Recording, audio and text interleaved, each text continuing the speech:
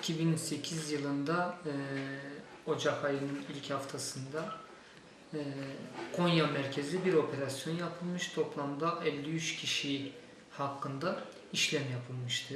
4 tane şahıs bir yağma olayı yapıyorlar. Bunlardan birisi Konya Şube Yönetim Kurulu üyelerinden birisinin kardeşidir. Bu ilişkiyle, dernekle ilişkilendirme çabasına gidilmiş yağma olayı. Fakat yargılama aşamasında ve diğer aşamalarda da bakıldığında yağma olayının Mustazafder'le hiçbir alakasının olmadığı görülmüş. Akabinde soruşturma örgüt üyeliğine çevrilmiş ve bunun neticesinde de 22 kişi Adana Özel Yetkili Mahkemesi'nde örgüt üyeliğinden cezalara çarptırıldı. Diğer sanıklar ise aklandılar. Tabi bu arada Adana'daki özel yetkili mahkemeden savcılık Mustazafder'in kapatılmasına yönelik bir başvurusu olmuştu.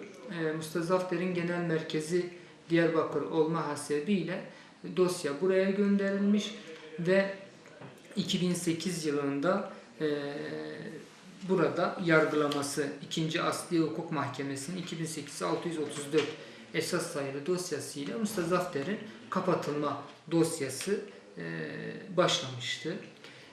Şu anda Adana Özel Yetkili Mahkemesi sıfatıyla verilen dosya hala Yargıtay aşamasındadır. Daha sonuçlanmamış. Yargılama daha devam ediyor. Şahısların suçlu olup olmadıkları daha tespit edilmemiş hukuken. Buna rağmen soruşturmanın asıl amacı Mustazafder'i kötülemek, hırsızlık, yağma olayıyla ilişkilendirmek ve akabinde derneği imha etmek şeklinde bir operasyon olduğundan dolayı burada kapatılma dosyasında daha Adana'daki Ağır Ceza Mahkemesi'nin dosyası sonuçlanmadan alelacele bir karar verildi. Adana'da 2. ayın 9'unda bir karar verildi. Akabinde avukatlar olarak bu dosyayı temizlettik. Çünkü 3 sayfadan oluşan gerekçeli karara baktığımızda hiçbir şey yok.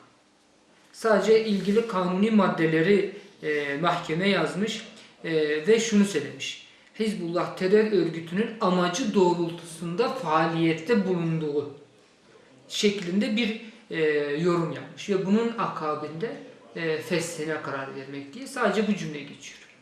Mustazafder'in Hizbullah'ın amacı doğrultusunda faaliyet yaptığını gösteren tek bir maddi bulgu ise ne gerekçeli kararda ne dosyanın kapsamında asla sunmamış. Hiçbir ibare bile geçmiyor.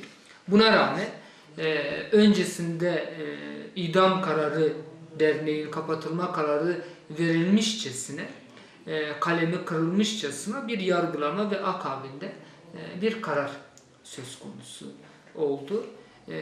Yargıtay'a dosya gidip gelmesine rağmen bu onaylandı. Akabinde de malumunuz Mustazafder feshedildi.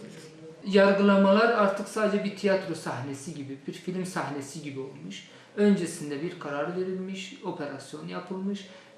Usulen yapılan yargılamalar neticesinde de hukuka aykırı, hukuk eliyle yargılı infazlar yapılmıştı. Ceza veren hakime, davanameyi hazırlayan savcının isimlerine baktığımızda son zamanlarda birçok hakimin yerinin değiştiğini görüyoruz. Bunların da birçok defa yerinin değiştiğini görüyoruz.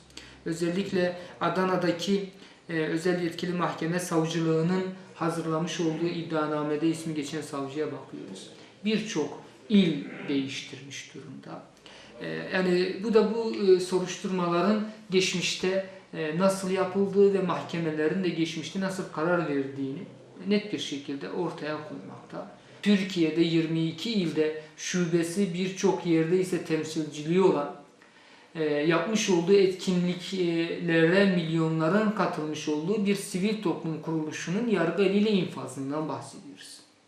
Bu derneğin içerisinde bulunan şahıslar yine amaç yasa dışına bunları taşımak, marjinalleştirmek, örgütlerin içerisinde de örgütsel faaliyet olarak sürdürmeleri belki amaç olarak ön planda tutulmuştu ama Mustazafder oyuna gelmedi.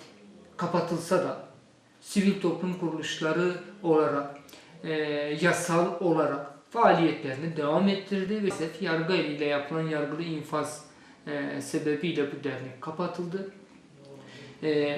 Artık günümüzde devletin kırmızı kitabına da giren bir yapıdan bahsediliyor. Bu yapının yargı eliyle ve emniyet eliyle birçok şahsı ve tüzel kişiliği mağdur ettiğinden bahsediliyor. O zaman bu mağduriyetlerin giderilmesi için de adımlar atılması lazım. Bu çerçevede Mustazafder'in kapatılma yıl dönümünde bu çağrıda bulunuyoruz.